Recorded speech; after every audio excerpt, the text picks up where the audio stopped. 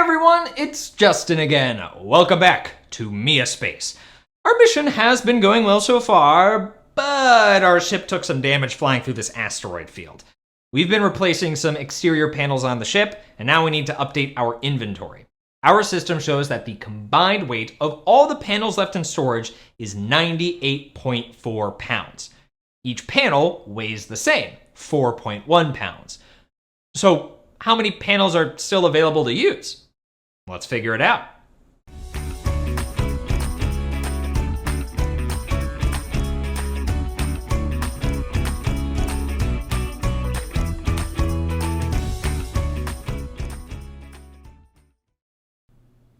To figure out how many panels we still have in storage, we could use this equation.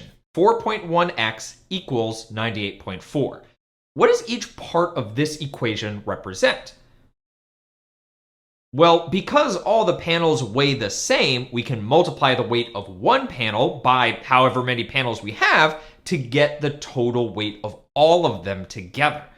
But because we don't know how many panels we still have, we have to use a variable to represent that value. We'll find the value of that variable by solving the equation.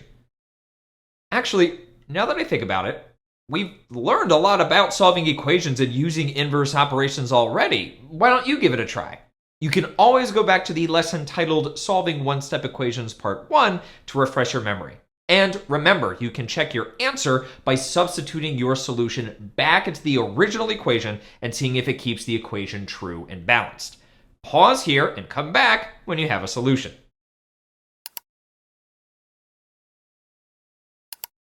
Let's go over this together so you can check your work. If you got stuck while you were working, that's totally okay. Make sure you're adding this problem to your guided notes as an example. So, what's happening to the variable in this equation? Yeah, it's being multiplied by 4.1. We can tell because the two terms are attached to each other. So, what inverse operation did you use to solve the equation? You bet, that would be division. Just like how addition and subtraction are inverse operations, multiplication and division are also inverse operations. They undo each other. So how did you represent the division when you worked through this problem? Maybe you used a division symbol, or maybe you remembered that it's common in algebra to represent division using a fraction. I'm going to put a fraction line under 4.1x to divide by 4.1 and undo the multiplication. 4.1 divided by 4.1 is equal to 1, and the identity property tells us that 1 times x is just x. So we've isolated the variable on the left side. What do we have to do next? Yep, divide by 4.1 on the right side to keep the equation balanced. Let's use a fraction here too. How can we make the work of dividing 98.4 by 4.1 more straightforward? Yeah, we can multiply both terms by 10 to make an equivalent fraction and get rid of the decimal in the divisor. Let's do that. And now we have 984 divided by 41. That gets us 24. Feel free to pause if you'd like more time to compare these steps to your original work or write them down. So, we've found the solution to the equation, x equals 24. If we substitute 24 back into the original equation, we can confirm that 4.1 times 24 equals 98.4, keeping the equation true. Here's the work step by step if you want a closer look. Now, what does this solution represent when it comes to the repair panels for the spaceship? That's right, it means that we have 24 panels in storage. Thanks for helping me figure that out. Well, looks like we've got everything taken care of. See you Oh, wait. Duh, there's still one operation we haven't had to undo in any of our one-step equations so far.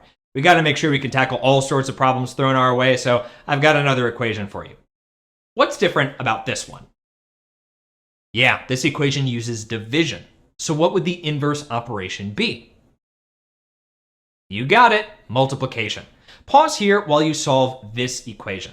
Remember, you can use substitution to check your solution. Let's go over this one. We know we need to multiply both sides to undo the division and isolate w, but what will we multiply by? That would be 3.6. Let's use parentheses to show that, since terms attached to parentheses represent multiplication. To multiply 7.1 by 3.6, we'll start by multiplying both numbers by 10 to get rid of the decimals. Then we multiply. We just have to make sure we remember to divide by 100 at the end to move the decimal point back to the right spot, making the solution w equals 25.56. Feel free to pause if you'd like some extra time to put this work in your guided notes. All right, let's practice a few more while we're at it. How will you approach these two equations? Think about what's happening to the variable in each equation and what the inverse operation would be. Go ahead and solve these equations, check your solutions, come back when you're done.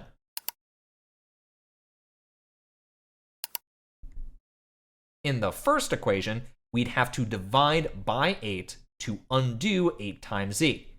That gives us z equals 14. In the second equation, k over 5 represents division, so we needed to multiply by 5 to undo that. The solution is 45 equals k, or k equals 45 once we put the answer into a more common format with the variable first. Try these two next. You can use the other problems from today's lesson as a guide. Pause while you work.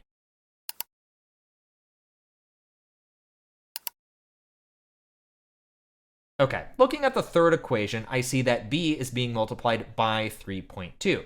So I know we need to divide by 3.2 to undo that. Remembering first to multiply both numbers by 10 to get rid of the decimal in the divisor, we get 67.2 divided by 32. The solution here is b equals 2.1. In the last equation, I'll multiply both sides by 7.5 to undo dividing h by 7.5. The solution is h equals 44.25. Nice work today. These equations can get tricky when decimals are involved, but you stuck it out and did a great job. Don't forget to do the practice activities that go with this lesson. Good luck with that, and I'll see you next time.